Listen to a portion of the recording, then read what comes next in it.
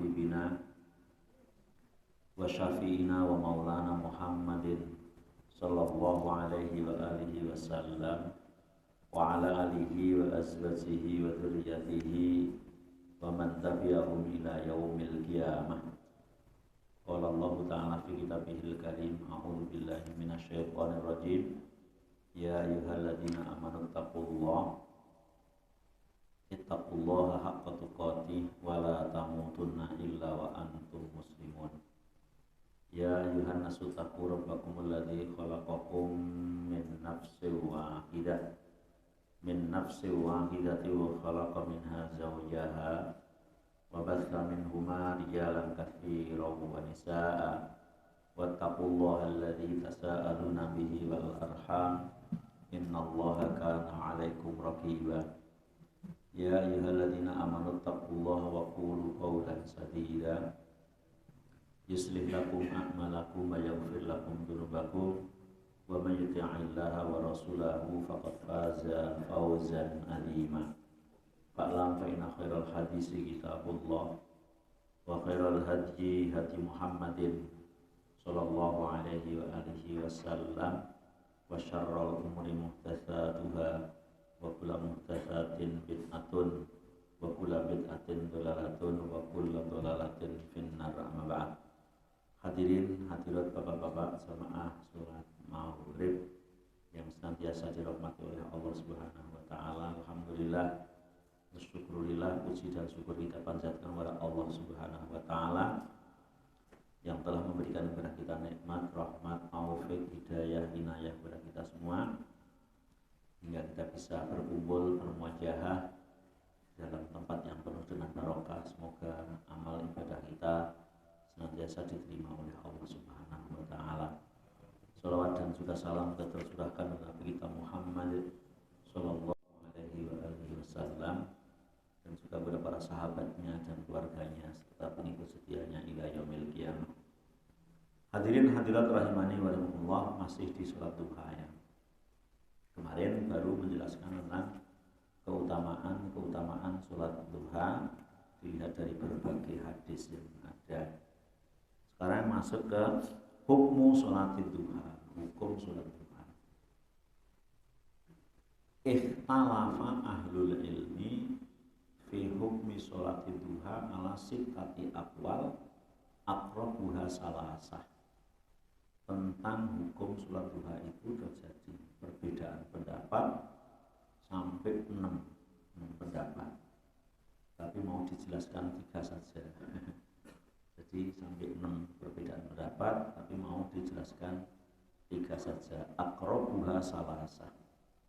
3 itu, yang pertama mengatakan sunnah secara mutlak dan dianjurkan dilakukan terus-menerus tiap hari.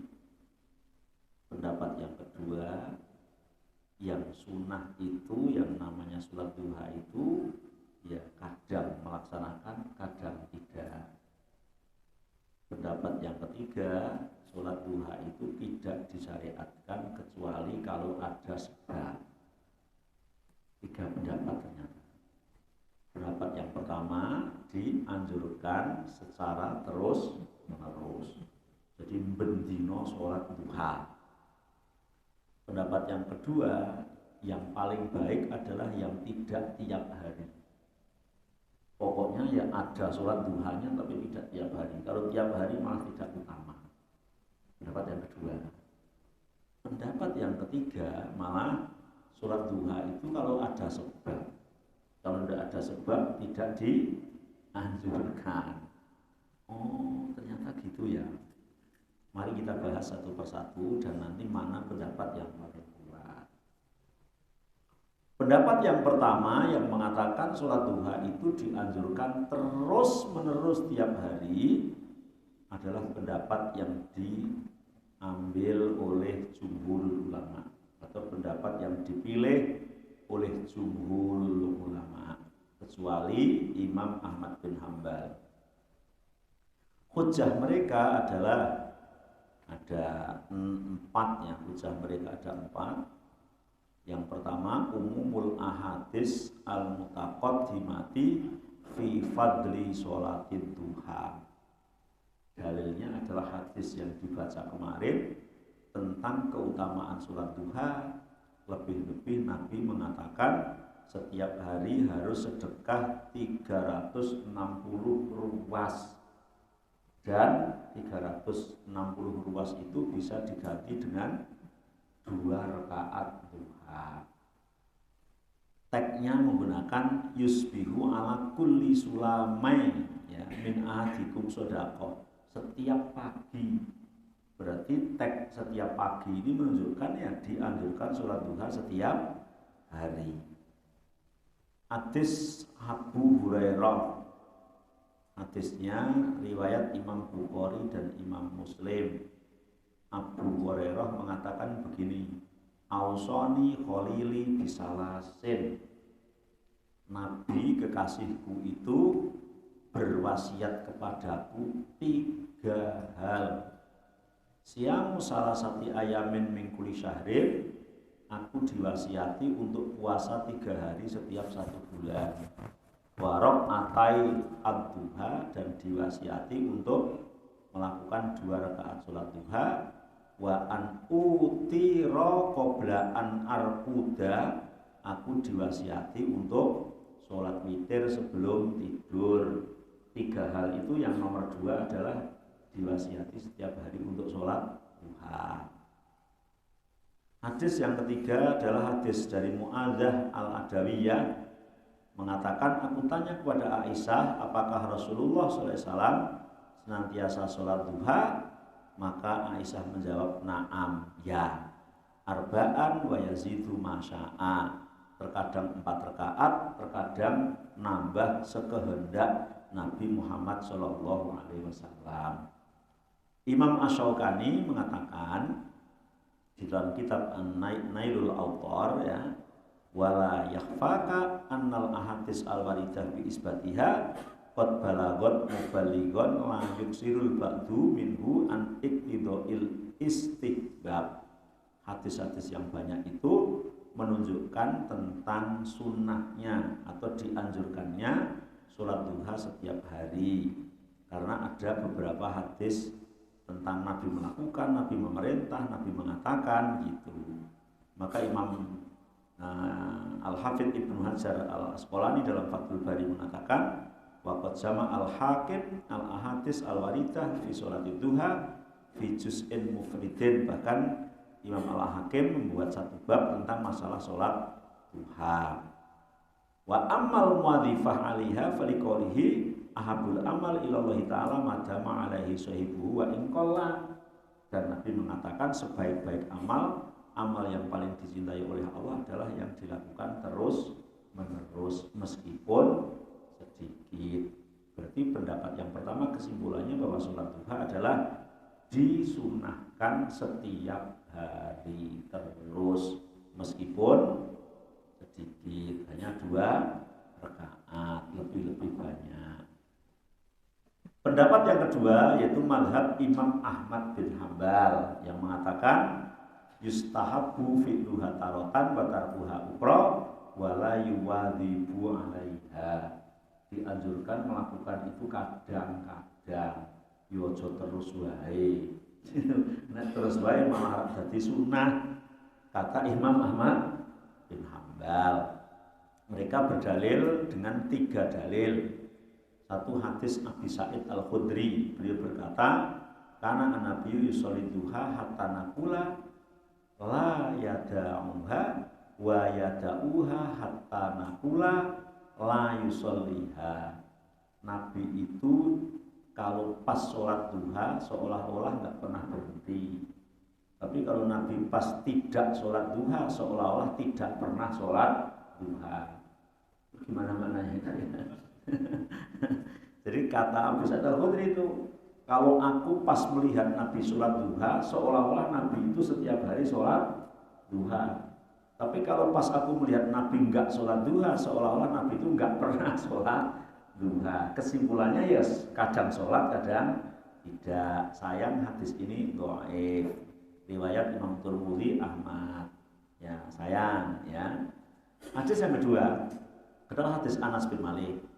Ya, Hadis Anas bin Malik fi qissati sholatin nabiyyi fi baiti Atban bin Malik Abduha, tentang kisahnya Nabi sholat duha di rumahnya Atban bin Malik. Wa qala fulan ibnul Jawarid li Anas akana Nabi sholat duha. Kemudian ada seorang yang nanya kepada Anas bin Malik, apakah Nabi itu sholat duha? Maka jawabannya Anas, ma ra'aituhu sholat ghairu dzalikal yaum. Ma ra'aituhu sholat ghairu dzalikal yaum. Aku tidak melihat dia sholat selain hari itu.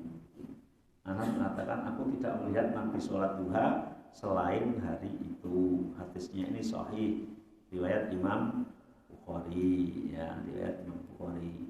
Kata Anas itu, saya tidak melihat selain hari itu. Berarti hari itu aja melakukannya, yang lain tidak. Dalam hadis Aisyah mengatakan maro'a itu Rasulullah sabbaha. Aku tidak melihat Rasulullah sholat duha, ya. Wa inilah usabihuha, dan aku betul-betul melakukan sholat duha.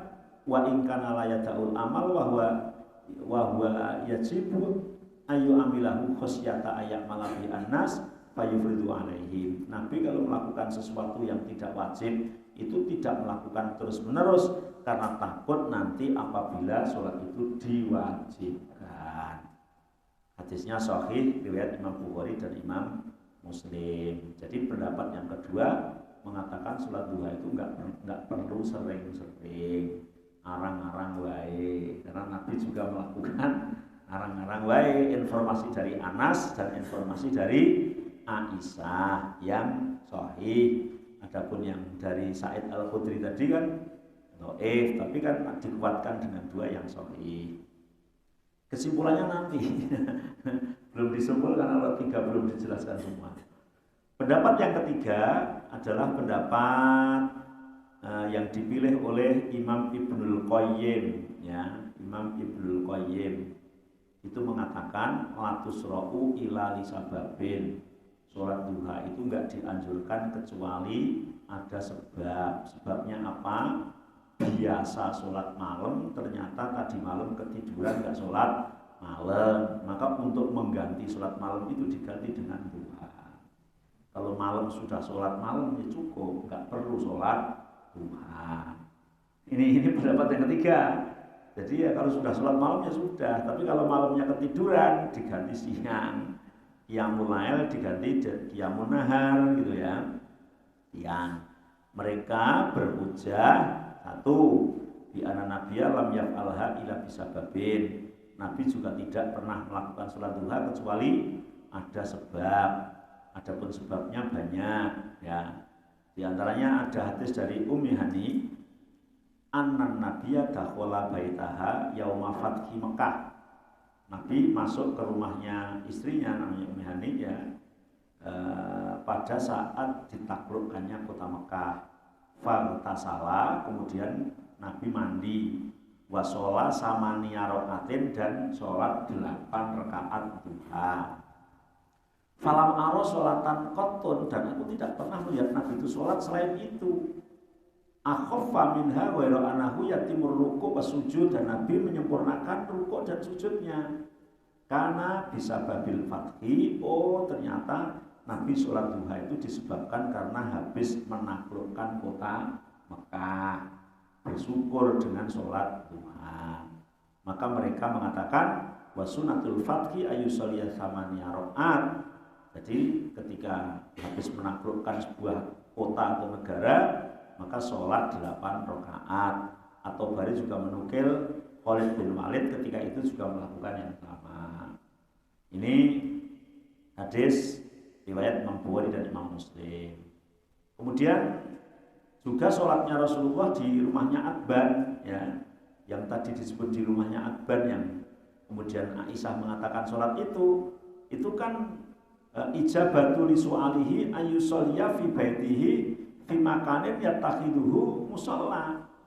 Dia itu sedang mengiyakan kepada permintaan Atban bin Malik untuk di rumahnya itu menjadi musola. Maka kemudian Nabi memulai dengan sholat duha itu karena pas dimintanya waktu duha. Fattafaqo anhu ja'at waktu duha fattasorohu arawi faqala sholat fi batihi duha, karena permintaannya pas waktu duha sehingga Nabi sholat duha di rumah Atban bin Malik. Kemudian Abdullah bin Syakib mengatakan kepada Aisyah, akan Nabi sholat duha, apakah Nabi sholat duha? Aisyah menjawab, la, tidak, illa ayyaji'a min maghibihi, kecuali ketika dia atau beliau datang dari bepergian. Hadis riwayat Muslim gitu ya, berarti itu ada sebab.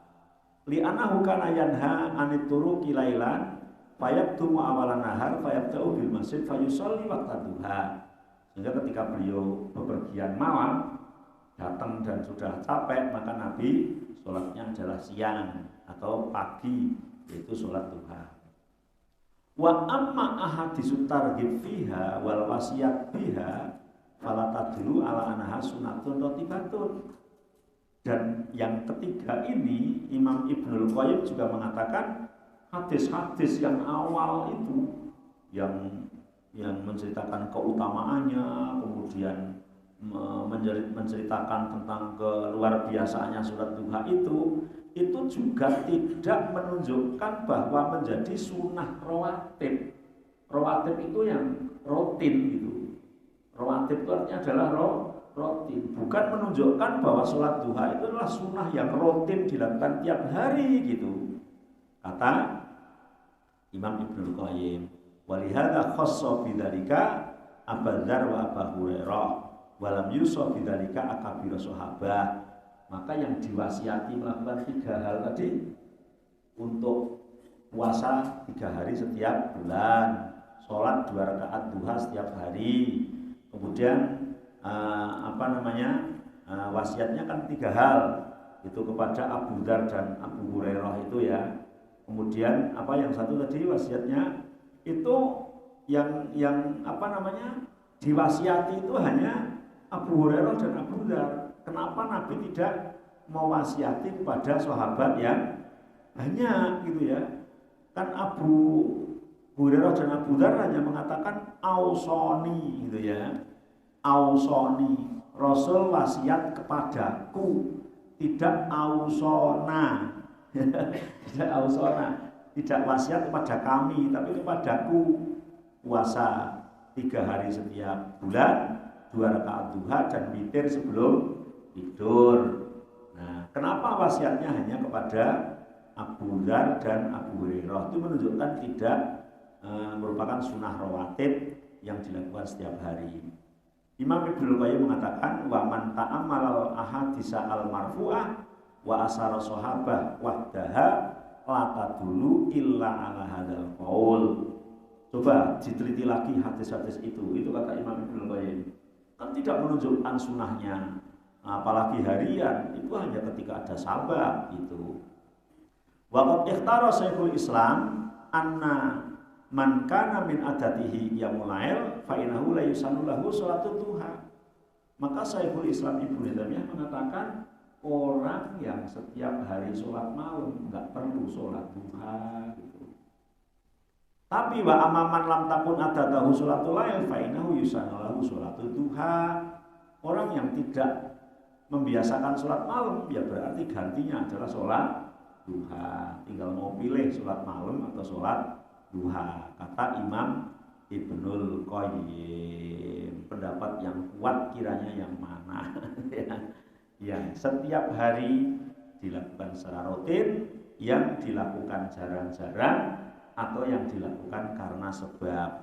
Kultu, penulis ini Abu Malik Kamal bin Sayyid Salim yang menulis kitab Sahih Fiqh Sunnah ini mengatakan begini, wala yakhfa annal qaulal awwal ashah. Tidak ragu lagi bahwa pendapat yang paling kuat adalah yang pertama. Melihat dalil yang banyak itu ya, apalagi disuruh sedekah setiap hari. Meskipun pendapat kedua dan pendapat ketiga itu tidak secara mutlak salah, tapi yang paling gitu ya, bahasanya yang paling tepat adalah pendapat yang pertama. li umumit tarhibi fi fi'li sholatid duha. Dalam beberapa hadis yang selalu memotivasi agar seseorang melakukan sholat duha, apalagi kemudian mencukupi sedekah 360 ruas-ruas manusia. Setiap hari disuruh sedekah, kalau nggak bisa untuk diganti dengan 2 rakaat duha. Ini menunjukkan dianjurkannya tiap hari. Wa amma ma warada an ba'di sahabah min ingkariha ka Ibnu Mas'ud wa Ibnu Umar wa ghairihima fala yaktihu fil masru'iyati. Misalnya tadi ada beberapa sahabat kayak Ibnu Mas'ud, Ibnu Umar yang mengingkari. Enggak, Nabi sholat duha jarang-jarang. Ibnu Mas'ud bahkan Aisyah mengatakan kadang melakukan, kadang tidak. Ini tidak bisa kemudian menjadikan sunnah tiap hari itu gugur. Kenapa? Li anna ghairahuma qad asbata masru'iyataha. Karena selain 2 orang itu, sahabat yang banyak justru mensepakati tentang dianjurkannya sholat duha setiap hari. Ketika yang mengingkari 1 orang, 2 orang itu tidak menunjukkan tidak ditetapkan hukum itu, karena ada bisa jadi 2 orang itu yang tidak mendengar dari anjuran yang setiap hari. Wa kullu rawin maro'a wa man 'alima hujatan alaman lam ya'lam. Ya, orang itu akan meriwayatkan sesuai apa yang ia lihat, sesuai apa yang ia dengar, dan yang tahu menjadi hujah bagi yang tidak tahu. Sama halnya seperti tentang Nabi pernah kencing sambil berdiri itu ya. Aisyah ya orang tahu, Nabi tidak tahu. Nah, Aisyah kan orang 24 jam ngetut ke Nabi terus gitu ya. Aisyah ngetut ke Nabi ini ngomai. Bahkan tidak setiap hari wong Nabi itu istrinya banyak ya. Kan tidak setiap hari di Aisyah terus gitu ya. Nah, yang Aisyah tidak lihat ternyata yang lain lihat. Itu ya, karena sahabat itu banyak. Wa kadzalika fama warada min tarkihi laha wa au ba'du ashabihi fi ba'dil awqat la yanfi masru'iyataha. Begitu juga ya, ketika Nabi itu meninggalkan dalam satu waktu atau sebagian sahabatnya meninggalkan dalam beberapa waktu, tidak menjadikan syariat sholat duha itu dihapus. Kenapa? Fa'innahu laisa min syartil masru'iyah muwadhibatun Nabi sallallahu alaihi wasallam. Karena disyariatkan suatu amalan itu tidak harus Nabi melakukan tiap hari. Bahkan ada syariat yang Nabi belum melakukan karena Nabi mengatakan, misalnya kayak puasa tanggal 9 Muharram, itu Nabi belum pernah melakukan. Nabi baru mengatakan kalau umurku panjang besok aku akan puasa 9 Muharram. Maka jadi syariat. Atau ketika para sahabat melakukan kemudian disetujui Nabi meskipun Nabi belum melakukan, itu syariat gitu ya. Syariat ketika sudah disetujui oleh Rasulullah SAW. Bal hiya masru'atun muraghhabun fi fi'liha. Bahkan yang ditetapkan syariat itu ketika Nabi mentarghib, memotivasi ya, dan ternyata sudah dilakukan itu dalam hadis-hadis yang lain. Kemudian Aisyah mengatakan mara'aitu Rasulullah yusolli sabhata duha qad wa inni la usabbihaha wa in kana Rasulullah la yada'ul amal wa huwa yuhibbu ay'amala bihi khasyatan ay'amala binas fayufradu alaihim. Apalagi komentar Aisyah yang paling jelas, Nabi tidak melakukan sholat duha setiap hari itu ada alasan. Alasannya apa? Takut apabila sholat duha itu menjadi wajib. Nabi tidak melakukan itu bukan karena berarti tidak dianjurkan setiap hari, tapi Nabi tidak melakukan takut kalau nanti sholat itu diwajibkan kan jadi berat umatnya. Sebagaimana sholat tarawih berjamaah di masjid atau di musola, Nabi memimpin 2 hari atau 3 hari awal, kemudian di akhir malam-malam ganjil, tidak berarti tidak dianjurkan sholat berjamaah tiap hari. Karena Nabi tidak melakukan tiap hari itu takut apabila sholat tarawih itu diwajibkan. Jadi kesimpulannya bahwa sholat duha adalah dianjurkan setiap hari minimal 2 rakaat. Terus waktunya kapan? Waktu sholat duha. Yap tadiu atau yuk tadau waktuha min ba'dir tifa'i syamsi. Dimulai sejak matahari naik. Matahari naik. Jadi ini jagatnya naik, sudah kelihatan, itu berarti sudah waktu duha. Nah, ini kan gini itu berarti fajar sidik nih dari subuh. Nah ini sudah naik, kelihatan dari sini, maka itu sudah waktu duha. Maka waktu duha itu minimal paling gasih adalah setelah terbit matahari lebih 10 menit atau 15 menit. Itu sudah naik, namanya min irtifa'i syamsi. Wantihai waktil karohah, dan hilangnya waktu makruh di antara kemerah-merahan itu. Ila kibali zawaliha, hingga menjelang waktu zuhur. Kalau jam mungkin sekarang jam terbit berapa ditambah 15 menit atau 20 menit sampai sebelum waktu zuhur. Sekarang zuhur itu biasanya berapa? 11.26. Berarti ya sampai 11.20 ya, masih boleh melaksanakan sholat duha. Malam yadkhul waktan nahyi indal zuhur, selagi belum masuk waktu larangan. Wa alaihi fayuktada'u ba'da kurobati rubu'i sa'atin min tulu'i syamsi, yaitu 15 menit lah dari terbit matahari kalau membuat pakai jam. Ini waktunya, tapi ada waktu yang paling utama, wa afdhalu waqtiha, utama-utamanya sholat duha adalah antu akhiro ila ayyastadal har, sampai waktunya sudah panas. Nah, musim hujan nggak terasa panas. Kemarin kemarau kan kalau siang sampai 38 derajat ya, berarti sudah panas. Ternyata jam 8 itu sudah panas. Nah, itu utamanya seperti itu, karena Nabi mengatakan sholatul awabin hina tamridul fisol. Sholatnya orang awabin, maksudnya sholat duha, itu ketika anak unta merasa kepanasan. Anak unta disoroti matahari itu sudah kepanasan, itu di waktu yang utama. Kalau mulainya sejak terbit lebih 15 menit sudah waktunya. Tapi kalau mengambil utama adalah yang agak sudah panas sholat duha itu, yang kurang lebih di kita jam 8. Kemudian rakaatnya berapa? Ya memang tidak dibatasi, la khilafa bainal qailin bistihbabi sholat duha fi anna aqallaha rakaatan, minimal 2 rakaat, enggak ada 1 rakaat. Ya, karena siang itu enggak ada witir ya.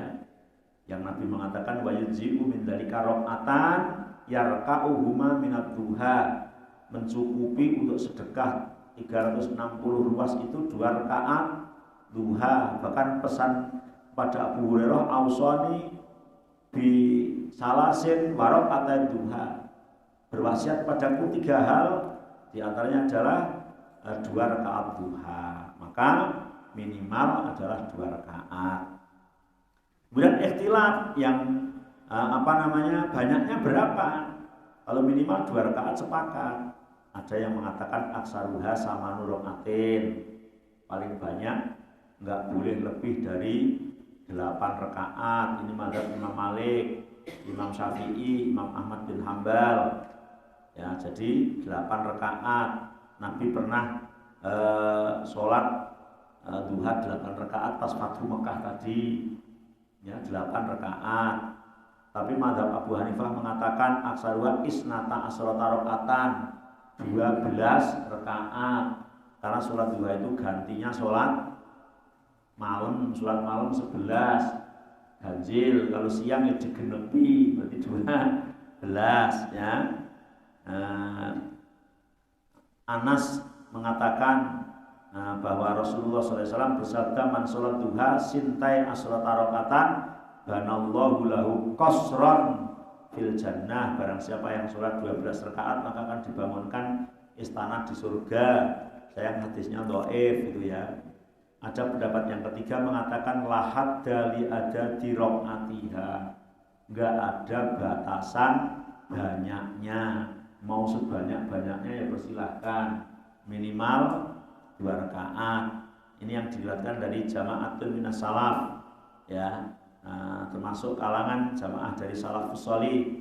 Alasannya 2 hal. Satu, hadis Mu'adzah qalat qultu li Aisyah akana Nabi sholli ad-duha qalat na'am arba'u rakaatin wa yazidu masyaallah. Dalam hadis riwayat Imam Muslim, apakah Nabi sholat duha? Iya, Nabi sering sholat 4 rakaat, tapi terkadang melebihi masya Allah ya. Wa yazidu masya Allah, Nabi melebihi dari 4 rakaat itu sesuai yang dikehendaki Allah, berarti tidak dibatasi ya, kadang 4, kadang tambahnya juga banyak.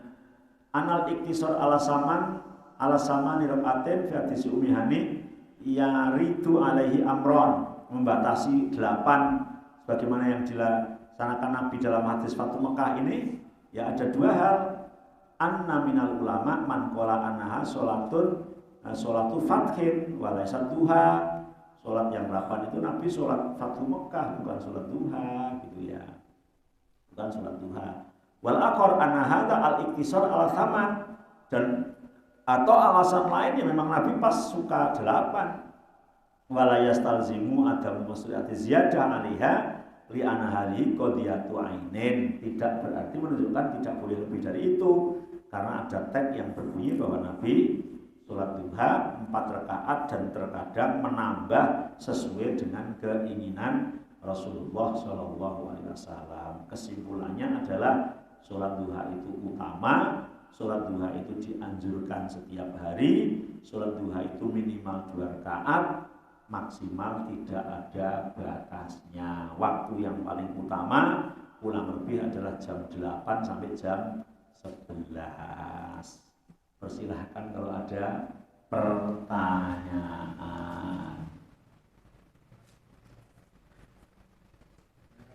Oke, monggo Pak. Sholat fajar atau sholat isya Pak? Oh, kalau sholat fajar kan sebelum subuh. Sholat suruh sholat suruh.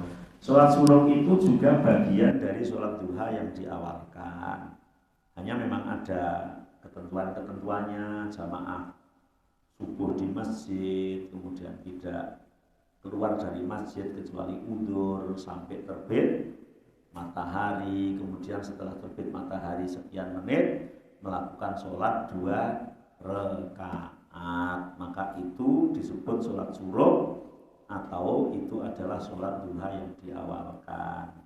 Boleh nggak nanti sholat lagi? Boleh. Ini sholat duha itu ketika kita melihat teks yang Aisyah itu na'am arba'u rakaatin, iya Nabi sholat 4 rakaat wa yazidu masyaallah, dan terkadang Nabi menambah sesuai kehendaknya. Lah menambahnya itu apa? Pas itu langsung atau menambahnya nanti itu tidak dijelaskan, sehingga boleh saja nambah banyak pada saat itu, boleh juga terpisah-pisah. Jadi sholat duha 2 rakaat, terus apa kegiatan apa gitu toh, pas longgar lagi sholat duha lagi boleh, karena memang jumlahnya tidak terbatas dan tidak harus menyambung, insya Allah begitu Pak. Jadi boleh insya Allah. Jadi Pak,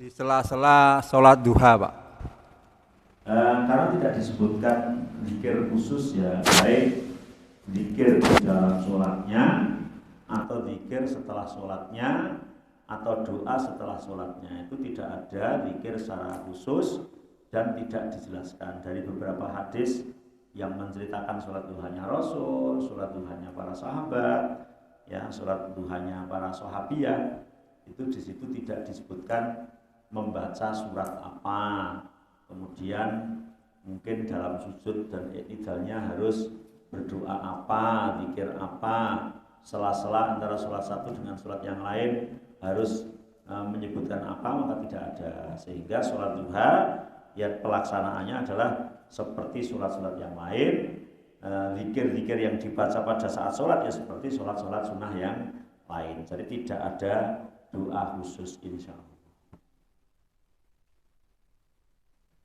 Ada lagi? Oke. Ketika safar itu ternyata yang tidak dianjurkan sholat atau memang tidak tidak dianjurkan itu sholat rawatib. Itu pun kan kecuali sholat rawatib saja kecuali qobliyah subuh atau sholat fajar tetap Nabi laksanakan karena mungkin faedahnya sangat besar. Kemudian sholat witir juga Nabi laksanakan, bahkan termasuk sholat malam.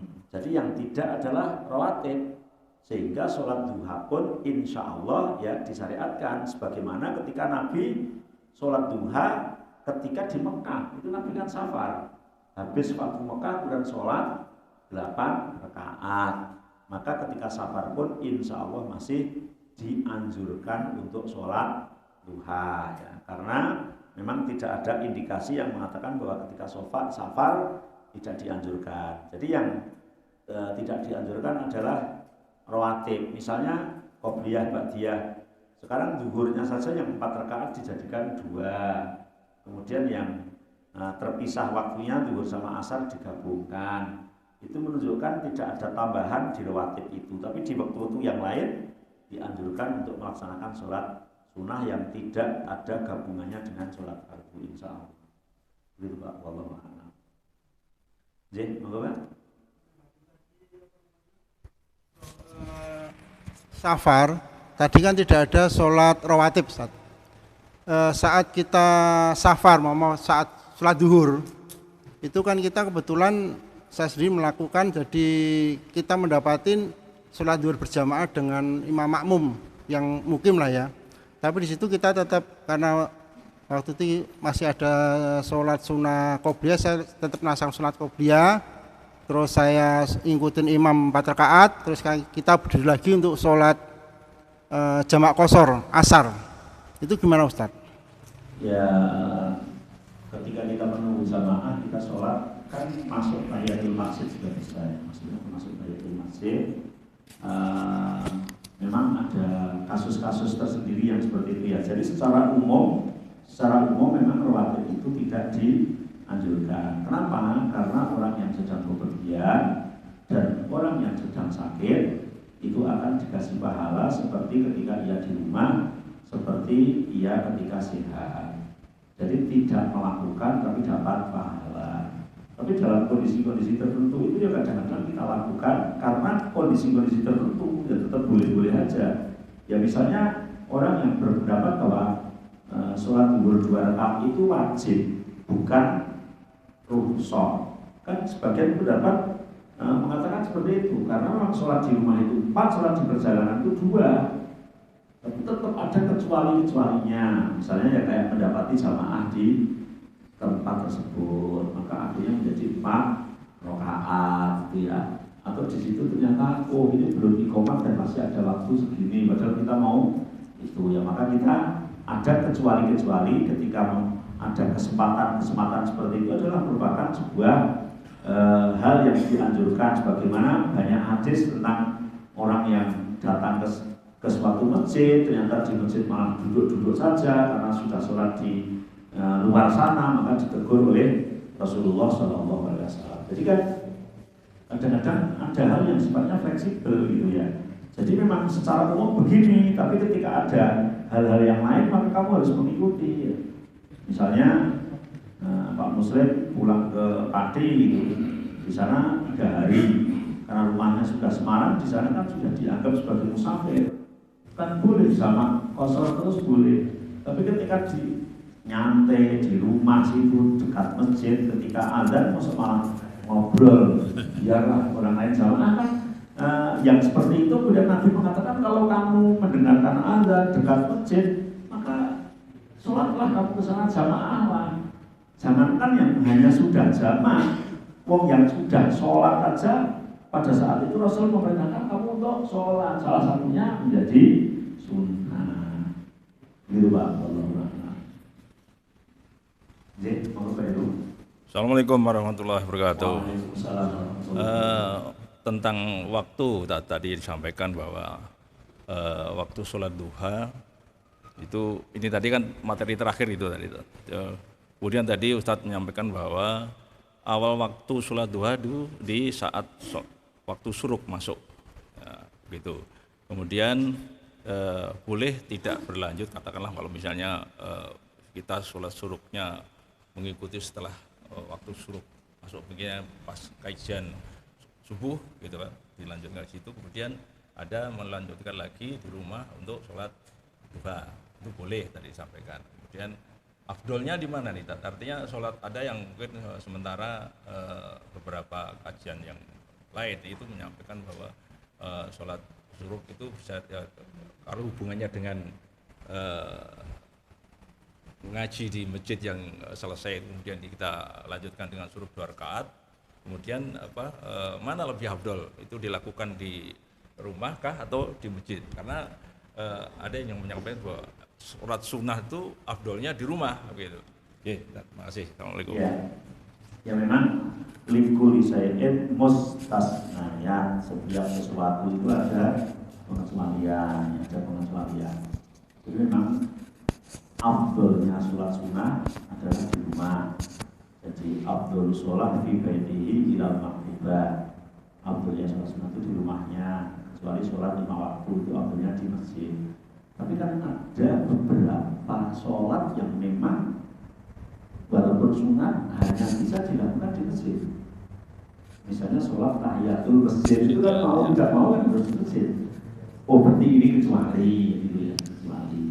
Yang kedua, tentang ketika ada syarat-syarat tertentu, Nabi mengatakan barang siapa yang jamaah subuh di masjid, kemudian zikir tidak pergi dari masjid hingga terbit matahari, kemudian ketika matahari naik sedikit kemudian sholat 2 rakaat, maka Nabi mengatakan dia akan mendapatkan pahala haji sama umroh tamah. Maka berarti ini merupakan kekhususan. Syarat-syarat itu terpenuhi. Maka sering ada pertanyaan ibu-ibu, lah kalau saya di rumah sholatnya terus nunggu terbit terus sholat, apakah juga masuk syuruk yang mendapatkan pahala haji? Itu ya enggak, itu ada syarat tertentu. Meskipun sholat di rumah ya berpahala, tapi kan bukan itu gitu ya. Ya maka untuk orang yang jamaah di masjid berang nunggu sampai terbit sesuai teks yang disampaikan oleh Rasul, itulah akan mendapatkan faedah haji dan umrah sempurna. Tapi di situ tidak ada larangan toh kalau nanti sholat lagi, karena sholat duha minimal 2 rakaat, maksimal tidak ada batasannya. Tapi untuk menggapai pahala haji dan umrah ada ketentuan itu. Jamaah di masjid tidak keluar kecuali udzur, nunggu sampai terbit, setelah itu naik sedikit sholat minimal 2 rakaat, mendapatkan pahala haji dan umrah. Begitu Pak, wallahu a'lam. Ada lagi? Cukup? Nggih.